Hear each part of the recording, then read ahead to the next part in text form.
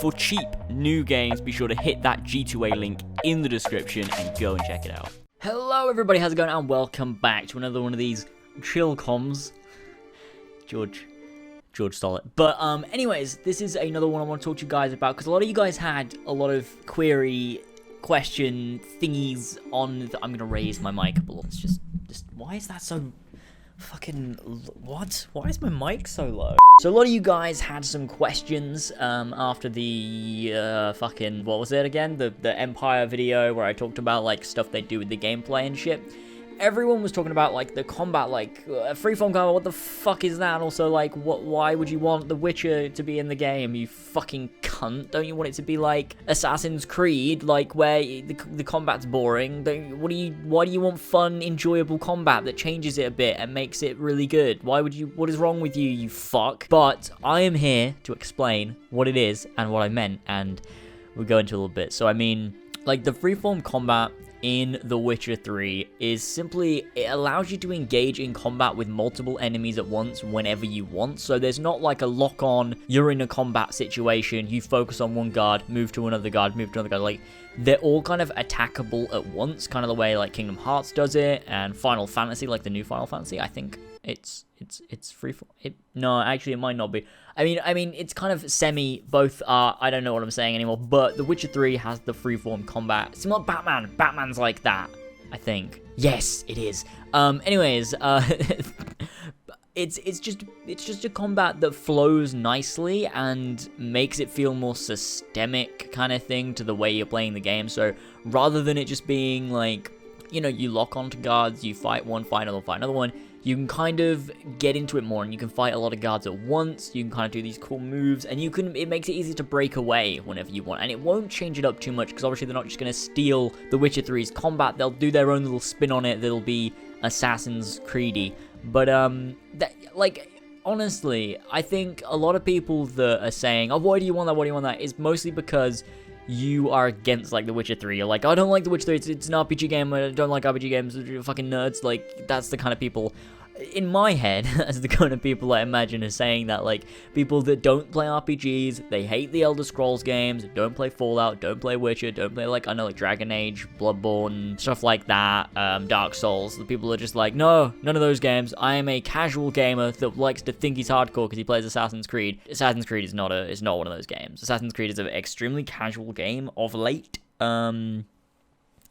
but, you know, I think I feel like I need to stop. I don't know what I'm saying. It's not a casual game. What am I talking about? It's not the same as like an RPG game. It's not as involved and stuff like that, but it tries to be at times, and that's the strange little mix it tries to do, and it doesn't really work. They tried it with Unity and with Syndicate, and it didn't really come across correct.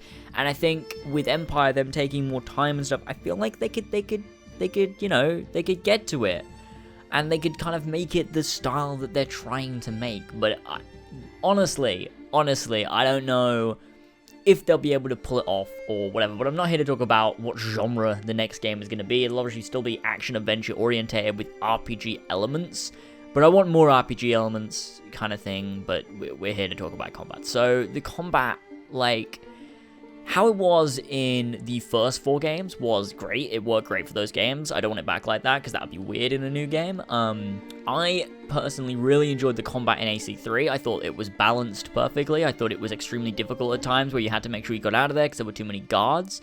It was also extremely easy at times as well, but also repetitive and annoying. So that's a thing. And then in AC4, they just made it too easy. The combat in that game was easy as fuck. I don't know what they were trying with that. And then, you know, we've got Unity, which had really tedious, annoying combat. It was a new take, and it was interesting, but it wasn't, I don't think it worked. I think it was a risk that didn't really pay off, that it didn't really work. And then Syndicate, again, it worked a lot better than Unity, but the combat was relatively boring, tedious, repetitive, not enjoyable, you know, that kind of thing. It didn't have a payoff when you killed someone. It was kind of very boring, like something that I loved about the other Assassin's Creed games, something that I praise Unity for over Syndicate, is the sword gameplay. The fact that they have swords and spears and axes and stuff like that. Way better than what Syndicate had with fucking, what, a cane and, like, fucking, like, brass knuckles.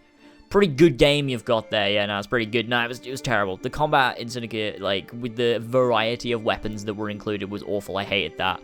I liked the variety of weapons in Unity was fantastic, and the other Assassin's Creed games were great. 3 and 4, not so much. But definitely not AC1, that had 2 swords. But the Ezio trilogy definitely had a great variety of weapons, as did Unity. Syndicate had a lot of things you could purchase. But it was just a lot of different canes and kukris and brass knuckles, and I didn't want any of those. Like, I want swords and spears and axes and staves and fucking massive scythes. I don't want a massive scythe. No, I don't want that. But you know what? You get what I'm saying. Like, I want a large variety of weapons that are awesome, and I want Empire to include a massive variety of different swords, axes, spears, daggers, short blades. You know, include the throwing knives, give us, like, fucking bow and arrows, right? Obviously not a crossbow, because ancient Egypt didn't exist, but that'd be really fucking awesome, having those different kinds of weapons. And I think they've experimented with it before in the past, and Unity, they did definitely a nice amount of weapons and stuff like that. That was really, really cool. But in a period like ancient Egypt, which we're expecting Empire to be set in, there won't be rifles, there won't be pistols, there won't be fucking guillotine guns, and the weapons won't be as advanced as they were in Unity. So there's kind of like a lot of different things they've got to try out. So like we obviously won't have like the pistols and like the stuff like that. So they've got to compensate for that with different kinds of melee weapons, and it's going to be really melee focused, because bow and arrow will pretty much be the only ranged weapon, and that's not going to take really range very far, and it's not going to be very focused on that. So they're definitely going to have to improve the combat and make it something that is really fun if you're going to be spending probably 50% of your time in the game doing the combat, and the other 50% doing everything else that there is in the game, because the combat is a huge part of Assassin's Creed. Like, no matter how much people try and deny, they're like, oh, it's a stealth assassin game where you play as a stealthy guy. It's kind of not. Like, they tried to do that with Unity, didn't work. They tried to do it with Syndicate, it didn't work. Like, I mean, the stealth worked, but it's still not a stealth game, and I think rather than working on stealth elements, they should probably work more on the social stealth elements, which were really heavily worked on in Assassin's Creed 1 and 2. Brotherhood, I kind of trailed off after Brotherhood. Social stealth wasn't huge. AC3 kind of brought it back. The social stealth was quite a big thing there. However, you know, I think I would love the next game in Empire to have a huge focus on social stealth rather than environmental stealth, I suppose. So lots of blending with crowds, you know, fucking, you know, pickpocketing, that kind of thing. Just the way that if you blend with the crowd and make yourself look normal, then you will be stealthy. Like, that is such a cool feature that there was in Assassin's Creed 1, and I want them to take that further in Empire and make it so that, you know, you have these huge crowds. Like, there's an execution happening on stage, your Templar target is on stage, and you have to blend with the crowd, get close, you know, like, distract some guards. You have to do all this shit, and then you get onto the stage, you assassinate him in front of everybody. Look, think how awesome that would be. Like, especially in ancient Egypt, next-gen graphics. Like, and that is something else that I kind of want to talk about in another video, but next-gen visuals for Assassin's Creed Empire that look better than Unity and Syndicate, I think is something that'll be something they'll do with Empire. I think a game coming out in 2017 on next-gen consoles, on PC, on, you know, Xbox One, PlayStation 4, I think the visuals are probably going to be outstanding. We've seen games like Uncharted that have amazing visuals. We've seen games like The Witcher 3 that have amazing visuals, and I can't think of any more at the minute, but I think Assassin's Creed Empire with one of them games that you look at and you're like, wow, this game has beautiful graphics. I think that's something they'll manage to pull off in Assassin's Creed Empire, especially given it's not coming out 2017, and we haven't even seen some games that are coming out in 2016 yet.